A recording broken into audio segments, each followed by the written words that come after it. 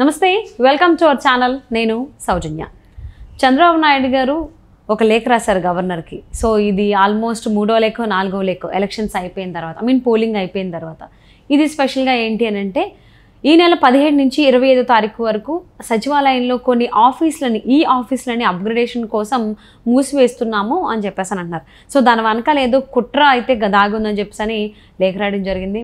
ఈ అంశానికి సంబంధించి మనతో మాట్లాడడానికి, వారి విశ్లేషణని మనతో పంచుకోవడానికి ఈరోజు మనతో పాటు ఉన్నారు సీనియర్ జర్నలిస్ట్ డాక్టర్ దుర్గా వడ్లమని ఉన్నారు. వారితో మాట్లాడదాం. నమస్తే అండి. నమస్తే.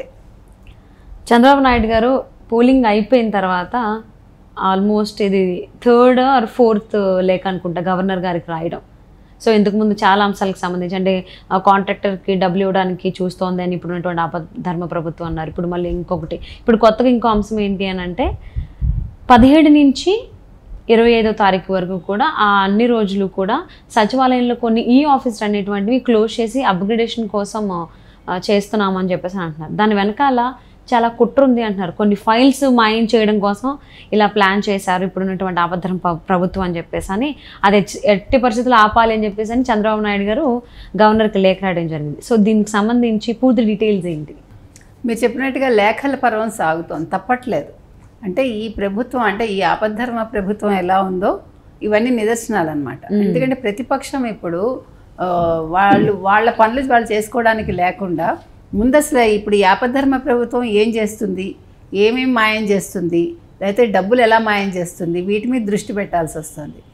ఒక లేఖ ఏమో అల్లర్ల గురించి రాశారు, ఇంకో లేఖ నిన్న విడుదల చేయాల్సిన 14,165 కోట్లు ఏవో ఉన్నాయి, అది విడుదల చేయలేదు. 13వ తారీఖు లోపు 12 ఎట్టి పరిస్థితుల్లోనూ చేసేయాలి, హడావుడి పెట్టి వాళ్ళు కోర్టు మెట్లు ఎక్కి ఆఖరికి అది జరగలేదు. అది 14 నిమ్మని కోర్టు చెప్పింది. 14 అయిపోయింది, 15 అయిపోయింది, వాళ్ళు ఇవ్వలేదని లేఖ రాయాల్సి వచ్చింది. ఎందుకంటే ఈ డబ్బులన్నీ ఎవరికి వెళ్ళిపోతాయి? ఇప్పుడు ఆల్రెడీ కాంట్రాక్టర్స్కి లాస్ట్ టైం ఇచ్చారు, మనకు తెలుసు, వాళ్ళకి కావాల్సిన వాళ్ళందరికీ. మళ్ళీ ఈ డబ్బులు కూడా వాళ్ళకి ఇచ్చేస్తారా? ఇప్పుడు బటన్ ఎప్పుడో జనవరిలో నొక్కి మే 14 కూడా డబ్బులు వేయలేదు అంటే వాళ్ళు ఏ ఉద్దేశంతో ఉన్నారో మనకు తెలుసు. అంటే డబ్బులు లేకుండా డబ్బులు ఉన్నాయని చెప్పి కోర్టు మెట్లు ఎక్కారా? నెంబర్ 1. నెంబర్ 2, ఇప్పుడు నిన్నటి వరకు 31 కోట్ల అప్పులు తెచ్చారు, అంటే కేంద్ర ప్రభుత్వం రాష్ట్రాలకు ఇచ్చే నిధులతో సహా. మరి 31 కోట్లు ఏం చేశారు?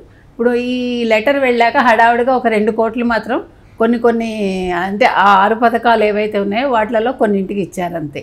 మరి మిగతా డబ్బులు ఏమయ్యాయి? ఇదొక ప్రశ్న. సరే, అది పక్కన పెడితే వాటన్నిటికీ మించి నిన్న ఇప్పుడు ఈ అప్గ్రేడేషన్ కోసం ఈ ఆఫీసులు ఏవైతే ఉన్నాయో వాటిని 17 నుంచి 25 వరకు మూసేస్తారు అని ఒక వార్త వచ్చింది. సో దానికోసం ఇప్పుడు చంద్రబాబు నాయుడు గారు గవర్నర్కి లేఖ రాయాల్సి వచ్చింది. ఎందుకు రాశారు? మీకు గుర్తుంటే తెలంగాణ ప్రభుత్వం అంటే కేసీఆర్ ఓడిపోయే ముందు ఎలక్షన్స్ అయిన వెంటనే కొన్ని ఫైల్స్ కాల్చేశారు ఆటోలో పట్టుకెళ్ళి, మన సెక్రటేరియట్కి సంబంధించి. కొన్ని ఆఫీసులో కూడా ఫైర్ యాక్సిడెంట్లు అయిపోతాయి. ఇప్పుడు నీకు సడన్గా ఫైర్ యాక్సిడెంట్లు అయిపోతాయి, సడన్గా ఫైల్స్ మాయమైపోతాయి, లేకపోతే ఎలకలు కూడా కొట్టేసి మనకు తెలుసు. అంటే కొన్ని చోట్ల అట్లా కూడా గతంలో జరిగిన ఉన్నాయి. ఫర్నిచర్ అని చెప్పి కూడా ఫర్నిచర్తో పాటు ఫైల్స్ కూడా తీసుకెళ్ళిపోయారు. సో అంటే వీళ్ళు చేసిన తప్పిదాలు నెక్స్ట్ గవర్నమెంట్ చూసి మళ్ళీ వాళ్ళ మీద కేసు లేకుండా మొత్తం ఫైల్స్ మాయం చేస్తే గొడవ ఉండదు అని. కానీ వీళ్ళకి అర్థం కాని విషయం ఏంటంటే డేటాలు అవన్నీ ఉంటాయి కదా, డేటా మళ్ళీ మనం తిరిగి తెచ్చుకోవచ్చు అనే జ్ఞానం కూడా వీళ్ళకు ఉండదు. అంటే మరి వాటిని కూడా కాల్చేస్తారా? మొన్న కూడా కాల్చడం అయింది కదా, ఎవరు ఇదే తెలంగాణ ప్రభుత్వం ఈ ఫోన్ ట్యాపింగ్లో మీకు గుర్తుంటే అవి కూడా కాల్చేశారు, అన్నీ కాల్చేసారు అడవుల్లో తీసుకెళ్ళి.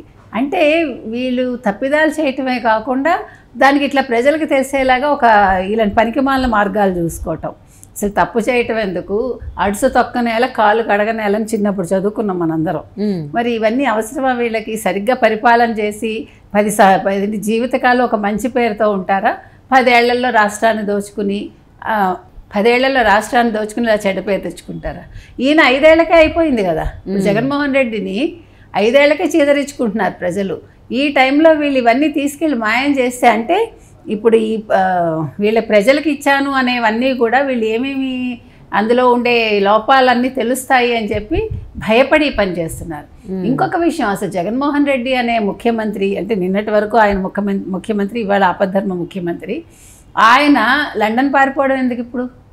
అసలు నిజంగా మనకు అర్థం కాదు. ఓ పక్క ఎన్నికలు అయ్యాయి, 4వ తారీఖు మనకి రిజల్ట్స్ వస్తాయి. రిజల్ట్స్ వచ్చేలోపు ఈయన కార్యకర్తలతోటి, తర్వాత తన కలీగ్స్ తోటి, అంటే మంత్రులతోటి, అంటే మాజీ మంత్రులతోటి అందరితో మాట్లాడాలి కదా. ఆపద్ధర్మ మంత్రులు ఎవరు ఉన్నారు, వాళ్ళందరితో మాట్లాడి వాళ్ళలో ఒక ధైర్యాన్ని నింపాలి కదా.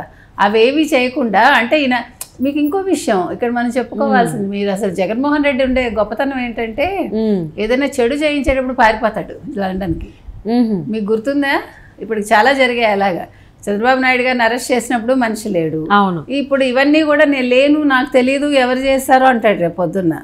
అంటే అక్కడ నిల్చుని అక్కడ కూర్చుని చేయిస్తాడు ఇవన్నీ. అంటే గవర్నమెంట్ లీడ్ చేసేటువంటి చీఫ్ మినిస్టర్ పర్మిషన్ లేకుండానే అందరూ అన్ని పనులు చేస్తారా అధికారులు? చెప్పేసి వెళ్ళిపోతాడుగా.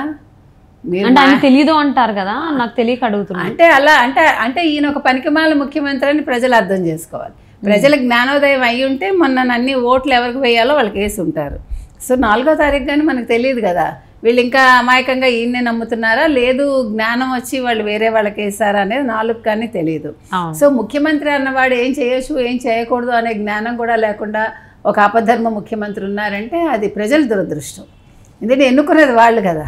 ఇప్పుడు ఒక మనిషిని ఎన్నుకునేటప్పుడు ఆలోచించుకోవాలి. వాళ్ళు ఏదో ఉద్ధరిస్తారని చేయటం ఏంటి? ఇక్కడ మనుషులు ముఖ్యం కాదు మనకి. ఆ పదవిలో ఎవరున్నా కూడా పని చేయటం కావాలి. అది చంద్రబాబు నాయుడు గారా లేకపోతే జగన్మోహన్ రెడ్డి గారా అది కాదు కదా, అది తెలియాలంతే. అంటే మరి చంద్రబాబు నాయుడు గారు రాసినటువంటి లేఖలు ఏవైతే ఉన్నాయో దానికి సంబంధించి గవర్నర్ అంటే అనుకూలంగానే స్పందించేటువంటి అవకాశం ఉంది అనుకోవచ్చు అంటారా? తప్పకుండా. మరి ఇప్పుడు కేంద్ర ఎన్నికల సంఘం నిన్న దృష్టి పెట్టింది. ఇవాళ 10 మందిని ట్రాన్స్ఫర్ చేశారు, కొంతమంది మీద శాఖాపరమైన చర్యలు తీసుకోమన్నారు. అలా రకరకాలుగా జరిగాయి. సో ఈ విషయంలో కూడా డెఫినెట్గా గవర్నర్ పట్టించుకునే ఉంటారని అనుకుందాం. ఎందుకంటే ఇవన్నీ చిన్న విషయాలు కాదు. ఒక ప్రభుత్వానికి సంబంధించిన ఫైల్స్, జరిగిన లావాదేవీలు, తర్వాత లెక్కలు డొక్కలు అవన్నీ మాయమైపోతే ప్రజల సొమ్ము అది. ఒక ఏమనాలి, అకౌంటబిలిటీ ఉండాలి కదా. అది లేకుండా మేము ఇష్టానికి చేస్తాము అంటే ప్రజలు కళ్ళు తెరవాలి వీటికి. అసలు ఇలాంటి ప్రభుత్వాలు ఉండద్దమ్మా. ఇది అసలు ఆశ్చర్యంగా ఉంది, మనం ఎక్కడా చూడలేదు ఇలాగా. ఇప్పుడు తప్పులు ఒప్పులు ప్రతివాడు చేస్తాడు, ₹1 తింటాడు, కానీ ప్రజలకు కరెక్ట్గా అన్నీ అందిస్తారు. ఇదేంటిది మొత్తం తినేసి బకాసురుల్లాగా అసలు ప్రభుత్వం నడపకుండా సంక్షేమ పథకాలని అసలు ఏం అర్థం కావట్లే. ఆంధ్రప్రదేశ్ గురించి చెప్పుకోవాలంటేనే భయం వేస్తుంది. ఈసారి ఎన్నికల్లో సజావుగా రిజల్ట్స్ రాకపోతే అసలు ఎవరు ఆంధ్రాలో ఉండమని అంటున్నారు కూడా, మనకు తెలుస్తుంది. అసలు ఆంధ్రప్రదేశ్లో పుట్టామని చెప్పుకోవటానికే మేము ఇష్టపడమని చెప్పేశారు చాలామంది. సో అటువంటి స్టేజ్కి ఈయన 5 ఏళ్లలో తీసుకొచ్చాడు ఆంధ్రప్రదేశ్ని జగన్మోహన్ రెడ్డి గారు. సో మరి చంద్రబాబు నాయుడు గారు లేఖల మీద లేఖలు రాస్తూనే ఉన్నారు ఆంధ్రప్రదేశ్ గవర్నర్కి. సో మరి ఆయన ఎలా స్పందిస్తారు ఏంటో దీనికి సంబంధించి? అంటే సచివాలయం ఈ ఆఫీసుల్ని క్లోజ్ చేసి అప్గ్రేడేషన్ కోసం చేస్తున్నామని చెప్తుంది ఇప్పుడున్నటువంటి అబద్ధం ప్రభుత్వం. మరి గవర్నర్ ఎలాంటి నిర్ణయం తీసుకుంటారో చూద్దామండి.